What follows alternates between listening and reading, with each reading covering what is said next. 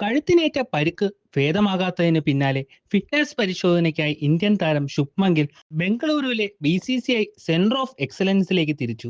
ഇവിടെ നടക്കുന്ന പരിശോധനകൾക്ക് ശേഷം പരിക്ക് പൂർണ്ണമായി ഭേദമായെന്ന സർട്ടിഫിക്കറ്റ് ലഭിച്ചാൽ മാത്രമേ ദക്ഷിണാഫ്രിക്കയ്ക്കെതിരായ T20 പരമ്പരകളിൽ ഗില്ലിന് കളിക്കാൻ സാധിക്കൂ. ഈ മാസം 9-ന് ആരംഭിക്കുന്ന T20 പരമ്പരയ്ക്കുള്ള ഇന്ത്യൻ സ്ക്വാഡ് ഇതുവരെ പ്രഖ്യാപിച്ചിട്ടില്ല.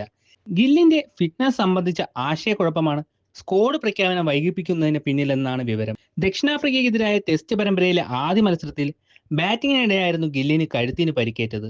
തുടർന്ന് ഇന്ത്യൻ ക്യാപ്റ്റൻ രണ്ടാം ടെസ്റ്റിൽ നിന്ന് വിട്ടുനിന്നു. ദക്ഷിണാഫ്രിക്കയ്ക്കെതിരായ ഏകദിന പരമ്പരയിലും ഗില്ല് കളിക്കുന്നില്ല. താരത്തിന്റെ ഫിറ്റ്നസ് സർട്ടിഫിക്കറ്റ് ലഭിക്കുന്നതിന് പിന്നാലെ T20 പരമ്പരയിലേക്കുള്ള ടീം പ്രഖ്യാപിക്കും. 5 T20 മത്സരങ്ങളാണ് ഇന്ത്യ ദക്ഷിണാഫ്രിക്കയ്ക്കെതിരെ കളിക്കുന്നത്.